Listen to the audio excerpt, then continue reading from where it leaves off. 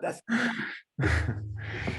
So, merci infiniment, Satish, d'être là. Je suis Thank you. à la fois à titre personnel Being here.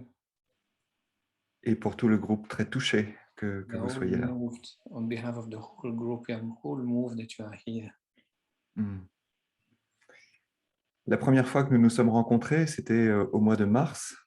The first time we met was in March.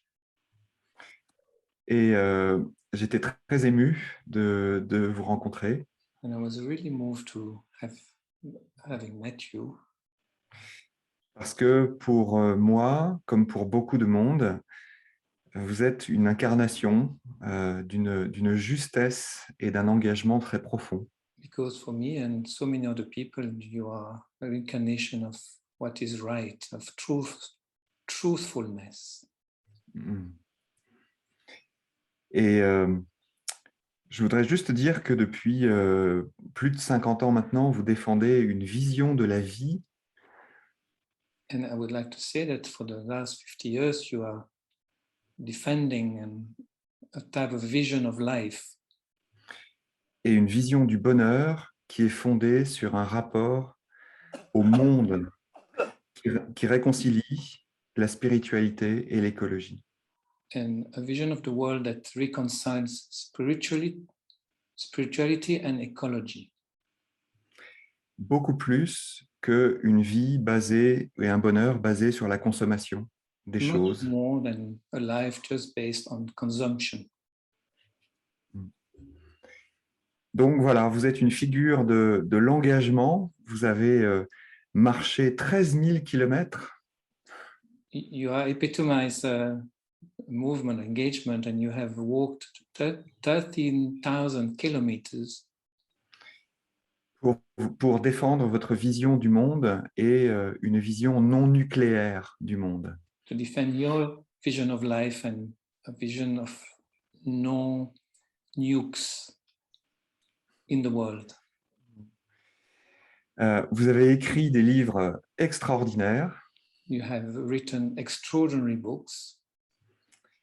The first one I have read is Pour une écologie spirituelle. The first one I read, le premier que j'ai lu, is for pardon. spiritual ecology. Et plus récemment, The Elegant Simplicity, pour comment j'ai appris la simplicité. And more recently, The Elegance of Simplicity. Alors, bienvenue Satish, bienvenue chaleureusement de la part des 90 personnes qui sont là. Bottom of our heart, we've got 90 people here for you just now. Et vous allez nous raconter une histoire finalement, comme vous savez si bien les raconter. And you're going to tell us a story just as like you can do so well. Sur le thème de la résilience dans les temps d'écologie. On the theme of resilience in the time of ecology.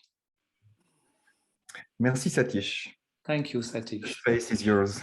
The space is yours now. Thank you. okay. Thank you very much for your very warm and kind introduction. It is my great pleasure to participate in this festival of mindfulness. And as you have mentioned, my life started as a Jain monk.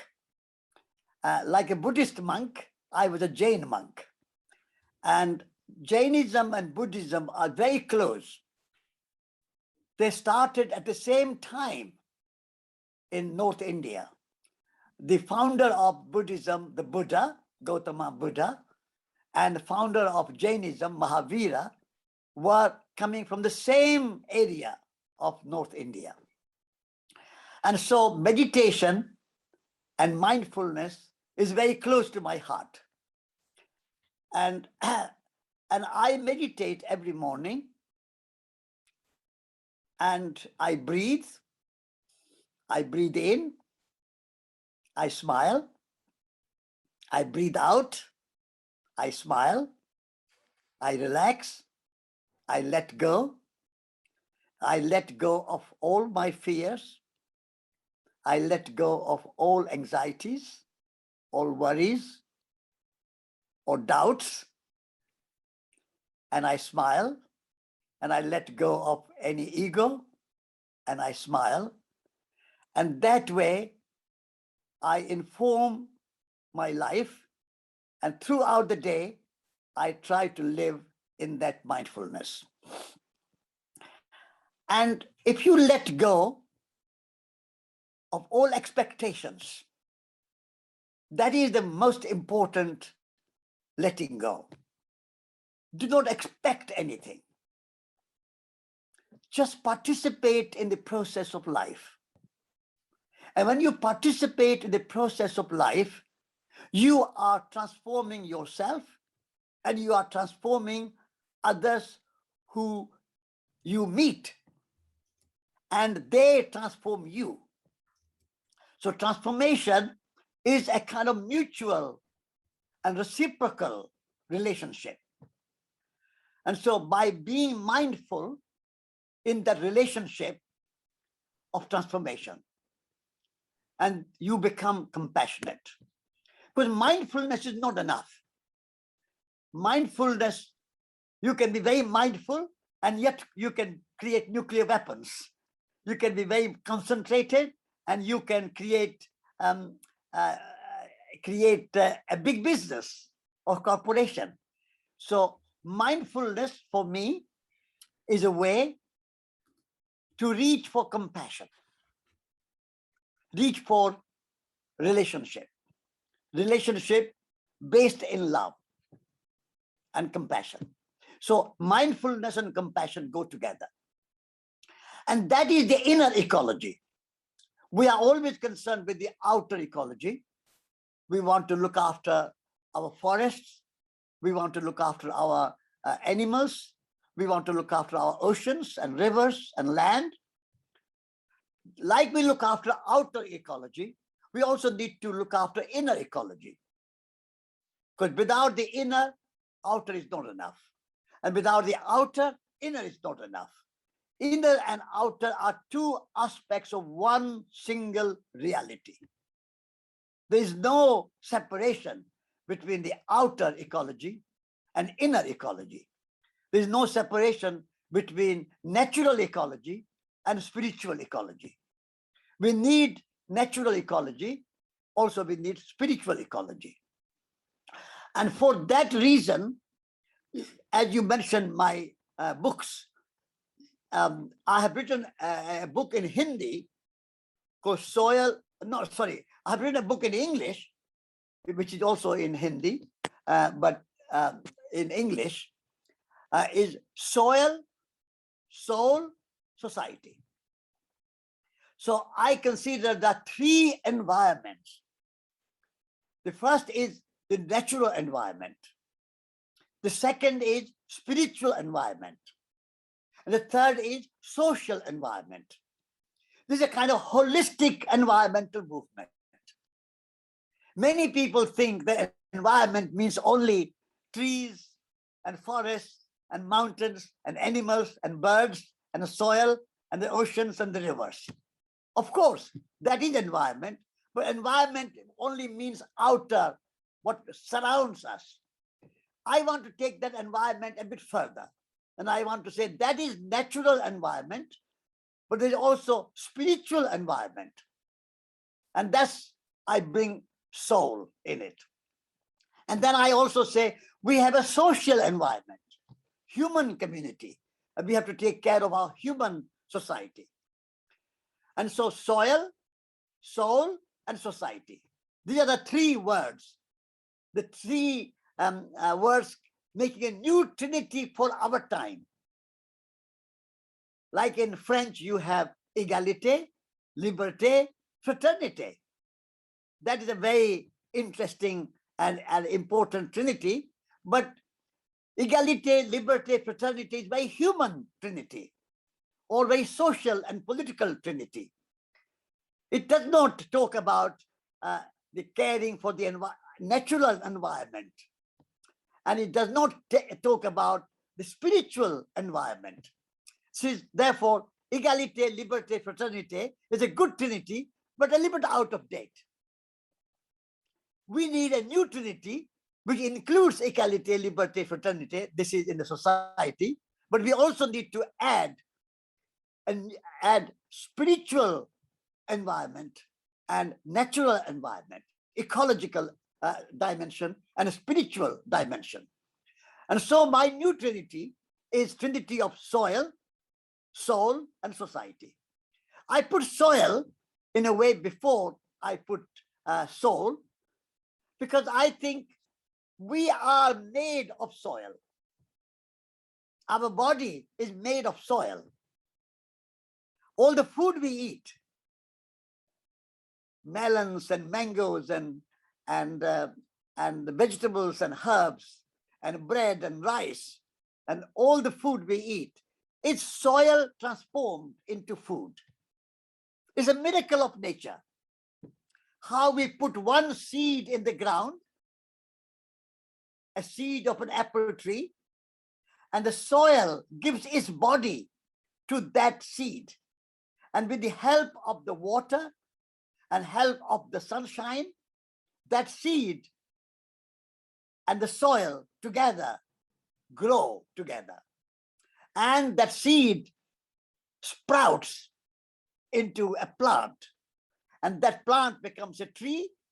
And the tree has branches and leaves and blossom and fruit. So all the trunk is tree. The branches are of the tree are soil. The leaves of the tree are soil. And the fruit we eat is soil. And therefore everything, all our clothes, they come from the cotton, and the cotton is soil transformed. So everything what we have, the house, the wood with which we make the house is soil transformed. So soil is all natural environment for me. And we need to take care of the soil. We all talk about so many things, politics, economics, business, even spirituality. But very few people talk about soil. And without the soil, there is no life. Soil is a source of life. But our scientific worldview looks at the soil and see it as dead soil, lifeless soil. And then they put chemicals, fertilizers, pesticide, herbicide, all that, spraying of poisonous chemicals. I say to all those people who are engaged in industrial agriculture and monoculture, say that soil is not a dead soil. Soil is a living soil. It's a living organism. And therefore, we need to take care of the soil and build the soil. Even if you are living in big city like Paris, London, Berlin, New York, Beijing, Tokyo, New Delhi, wherever you are, even in the city, all of us need to learn to make soil. All our kitchen waste, the peels of bananas and oranges, the leaves outside the cauliflower, all something in the kitchen. You can put in a bin, in a bucket, and put the lid on it. And in 3 weeks, 4 weeks, 5 weeks, 6 weeks time, that becomes soil. So in every city, people should make soil, not only in the countryside, but also in the city. And with that soil, you can grow herbs, vegetables, flowers in the city. There are so many roofs in Paris and Bordeaux and Lyon and Rome and Madrid. On the roofs of the houses, the empty spaces. If you put all the roofs of the cities together, there are thousands of acres of space, thousands of hectares of space. All that space on the roofs of the cities can be used to grow flowers, fruit, vegetables. You can have beehives and make honey on your roof. So everyone, whoever you are, you are president of France or prime minister of England or a chancellor of Germany or a CEO of a big company or an accountant or a banker or a writer or a poet or an artist, painter, whoever you are, each and every one of us need to touch the soil. Without soil, there is no food. And we all eat. Whether you are prime minister or president, a CEO of a company, corporation, or a banker or an accountant, or an engineer, or a writer, a poet, a painter, whoever you are, singer, a musician, whoever you are, we all eat. But we don't want to touch the soil. We don't want to make the soil. We want to depend on somebody to grow our food. We all eat, but we don't want to touch the food. We think growing food is too difficult. This is a mistake, wrong view.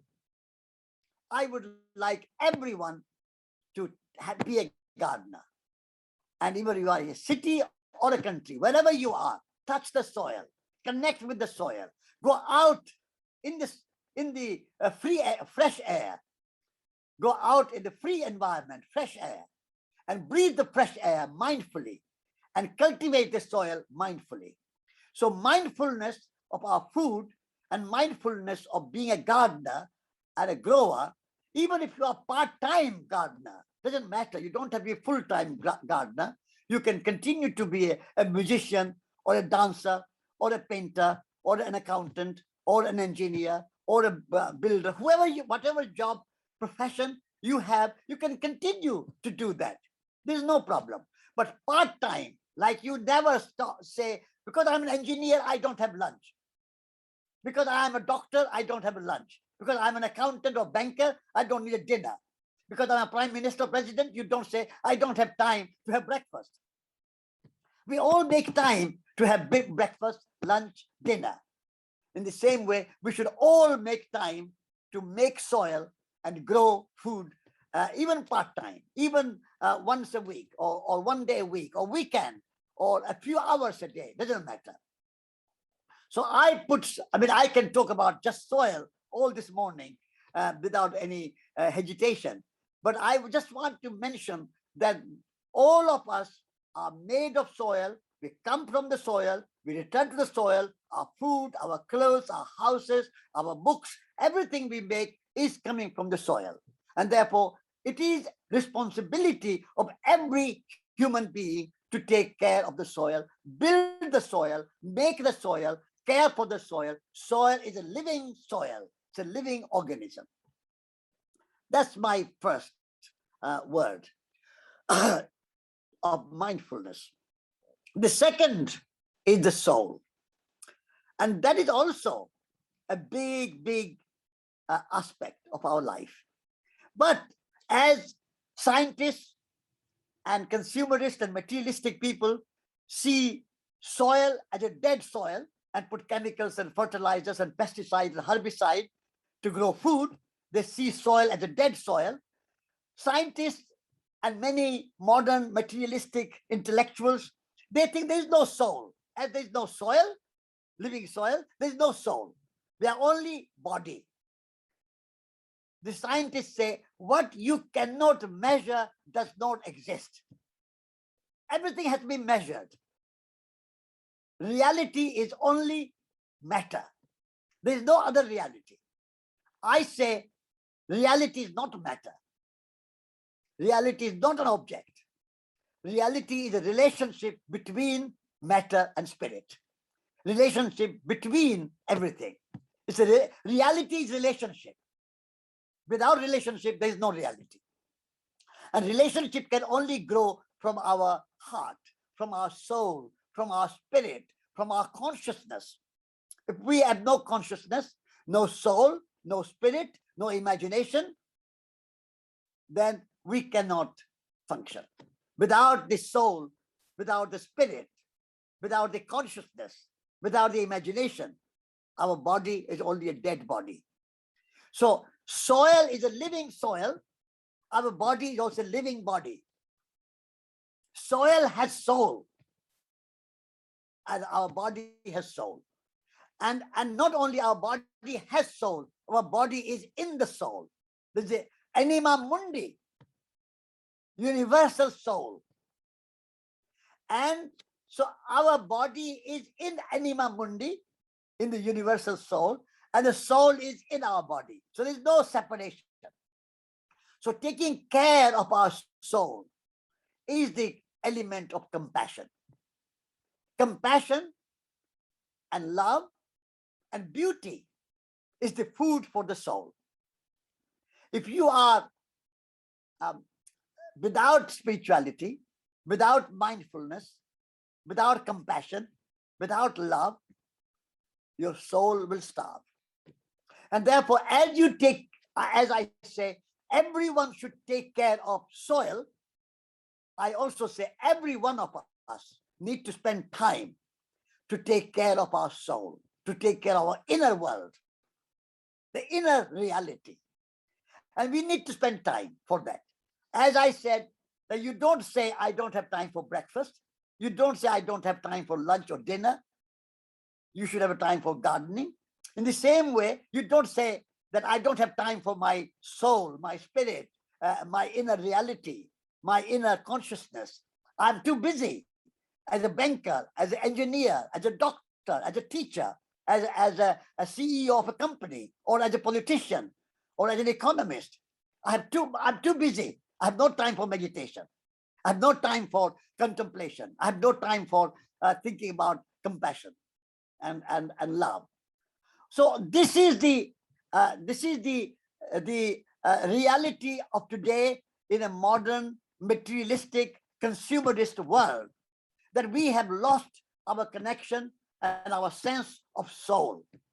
So I want all of us, the materialists, the consumerists, the scientists, the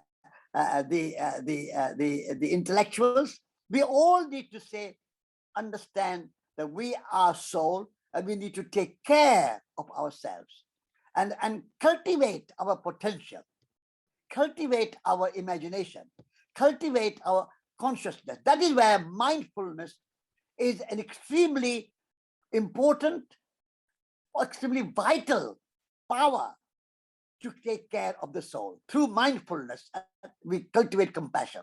And through mindfulness, we look after our soul. And so we all have that capacity and that potential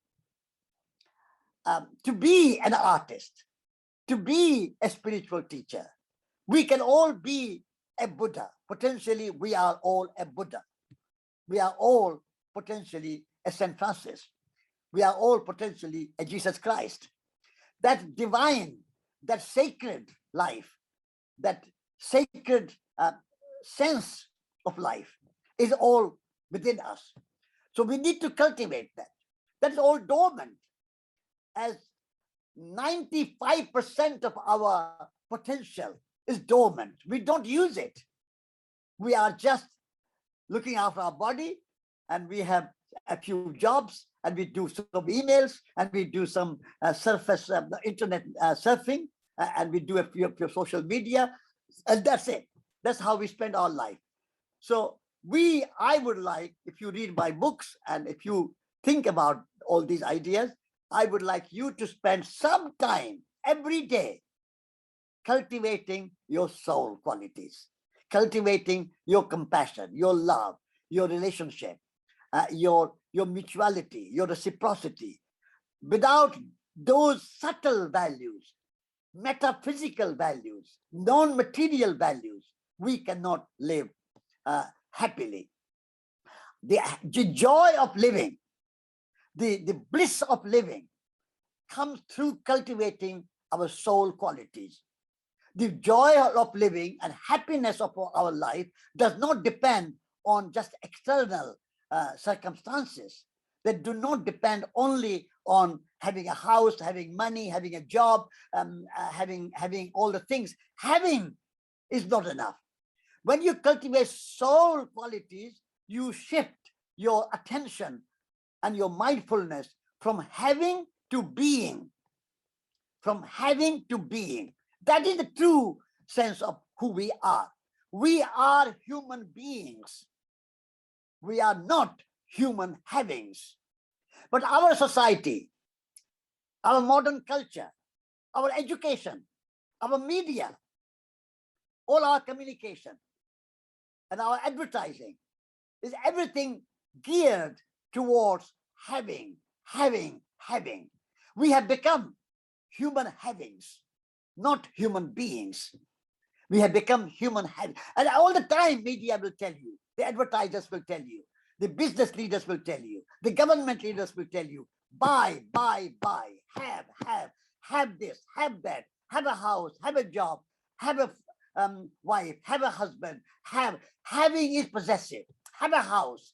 Having is to be possessive. Soul qualities of being. You don't want to have a job, but be a painter, be an artist, be a musician, be a craftsman, be a farmer, be a gardener, be a lover, be human beings. So being is the quality of the soul. Having is the quality of the body. Body wants to have, soul wants to be. There's a very beautiful book by Erich Fromm called To Have or To Be. And I think it's a wonderful book. If you are interested in mindfulness, if you are interested in spiritual journey, if you are interested in something more than just a job and a pension and a retirement, there's more to life than just having a job and having a home and having retirement, pension, and then die. There's more to life than that. And if you want to have more than just job and pension and retirement, then read Erich Fromm's book, To Have or To Be. So the soul, my soul quality is that, to be who you are. And you are a divine being. You are an artist. An artist is not a special kind of person, but every person is a special kind of artist. Please remember this soul statement. An artist is not a special kind of person, but every person is a special kind of artist. A Buddha is not a special kind of person, but every person is potentially a special kind of Buddha. We all have that quality of being an imaginative, creative, spiritual, conscious beings. And if we can cultivate our beingness, then I think we can find joy in our life, and a bliss in our life, and happiness in our life. And that is in a way the purpose of life. If you ask the Dalai Lama, what is the purpose of life? What is the meaning of life? The Dalai Lama always said, to be happy.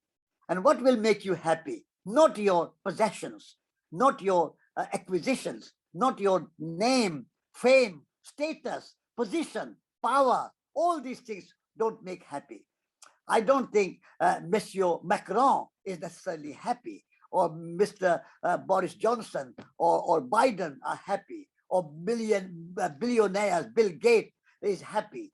Happiness does not come from possessions and having, but happiness comes from being. Even if you are a prime minister, if you are in a state of being, then you can be happy. So that's the kind of soul qualities that I have talked about in my book. Then the third I want to mention is the quality of society. We human beings have become disconnected and we become individualized. We think I'm a separate individual. There is no separation. It's only relationship. We are all interconnected. We are all interrelated. We are all interdependent. What great teacher Thich Nhat Hanh, who started Plum Village in France, has coined a beautiful new word. And that's a wonderful word. The word is interbeing. We are all interbeings, interconnected, interdependent, interrelated, interbeings. The moment we realize that all humanity is all interrelated, not only humanity, but humans and nature, humans and trees, humans and animals are interrelated, humans and water are interrelated. All living beings are made of the same elements. We are all made of earth, air, fire, water. We are all made of time and space. We are all made of consciousness and spirit. And therefore, we are all interbeings. But I want to put particular emphasis on human society, one humanity. We put labels on ourselves and we say, I'm a French, I'm British, I'm American, I'm Chinese, I'm Japanese, I'm Indian, I'm African, I'm black, I'm white, I'm Christian, I'm Muslim, I'm Hindu, I'm Buddhist, I'm educated, I'm uneducated, I'm a farmer, I'm a banker, I'm a politician, I'm an economist, I'm a writer, I'm a poet. All these are labels. And I have nothing wrong with these labels. We can celebrate diversity. Diversity is to be celebrated. Diversity is the law of evolution. Evolution favors diversity. At the time of Big Bang, there was no diversity. There were no Christians and Muslims and Hindus and Buddhists and Jews. There were no Americans, Africans, Chinese, Japanese, Russians, Africans, Indians. There was no such distinction. Just Big Bang, gases, water, nothing else. So evolution had worked hard over billions of years to create diversity. But now humans have turned that diversity into divisions and conflicts and wars. So my idea of society is to celebrate diversity and not turn diversity into divisions and conflicts and separation. And therefore, America first, Brexit, the national interest, all that creates war and conflicts. So what we have seen in Iraq war, in Afghanistan, what's going on now in Afghanistan, all this is caused by our confusion of separation. So the moment we realize that we are one humanity and manifestation in many diverse forms and cultures and languages, celebrate that. Linguistic diversity, cultural diversity, national diversity, even truth diversity, philosophical diversity. It's wonderful to have many religions, wonderful to have many philosophies, wonderful to have many ways of knowing the truth. If there's only one way, was only one religion, 7 billion people in the world were following only one religion, Christian or Muslim, the world will be a boring place. So diversity brings color. Diversity brings celebration and joy. It's wonderful to have all people look differently. Even if you're all French, no two French people look same. Even if we have two eyes, everybody has two eyes, but no two eyes are same. Although we all speak one language, maybe English or French or whatever, but even everybody has their own way of speaking and their accent. Even if you are speaking 500 miles away, somebody calling you on the telephone from Paris or Berlin or New York, you can still recognize the distinct voice. So that diversity should be celebrated and not turned into division. And so one humanity, one future on one earth, and therefore taking care of each other. If we consider ourselves as one humanity, interrelated and interbeing, then there's no need to have any poverty, social injustice, exploitation. All these things that we have today is because of our confusion and not thinking that we are one humanity, but say French national interest, British national interest, American national interest, Russian national interest, Hindu interest, Buddhist interest, separation, separation, and separation. So this is the prevailing paradigm that we have today. We need to change this paradigm, the old prevailing paradigm of separation, to new paradigm of relatedness, old paradigm of disconnection, an old paradigm of division to new paradigm of relationship and interconnectedness. And that is true ecology. The word ecology comes from Greek root made of two words, ekos and logos. Ekos means home. and logos means knowledge of home. So when you think of Greek philosophers, in the wisdom of Greek philosophy, the home is not only where you have your bedroom, your bathroom, your kitchen, your garden, your living room. That is your home, of course. But your home is bigger than that. Entire planet is your home. Entire earth is your home. When you think of planet home and earth home, that's ecology. That's ecos. And the knowledge of that home, how all the species come together and can live in harmony, how we support each other in mutuality and reciprocity, how we connect with each other in love and compassion, and look after each other with a sense of sacred and a sense of service. That is the idea behind ecology, spiritual ecology. This is spiritual ecology, to see that the birds flying in the sky are our family members. The animals and the wildlife in the forest, like tigers and lions and elephants and snakes, are our brothers and sisters. Even the butterflies, insects, the earthworms under the soil, they are our family members.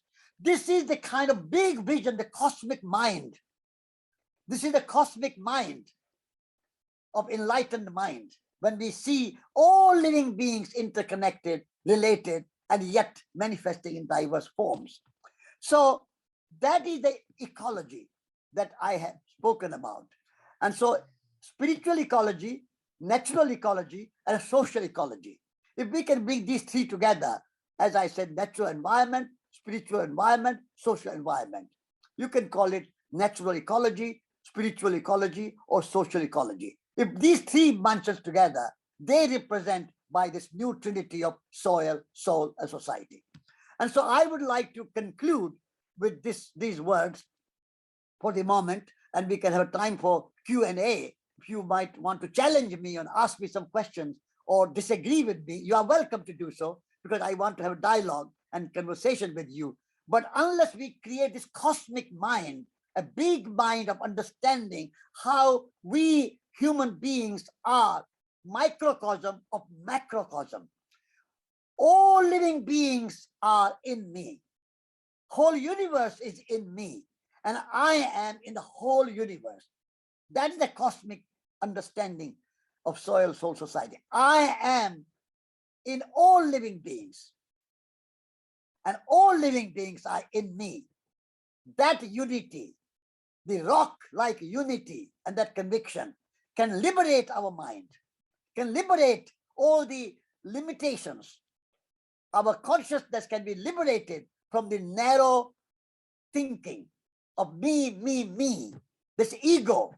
When we are talking about this holistic ecology, we are talking about eco rather than ego. At the moment, ego separates. Ego is individualized. Me. That's the ego. I'm better than you. I love myself more than I love you. I am better than you. This is the ego.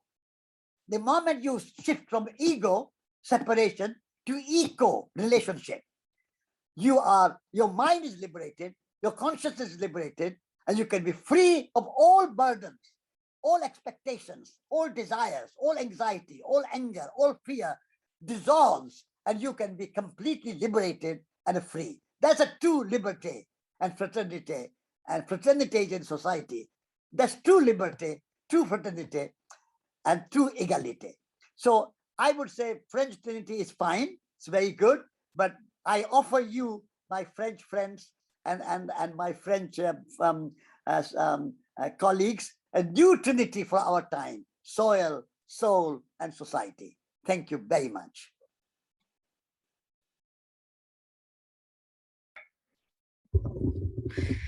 Thank you, Satish.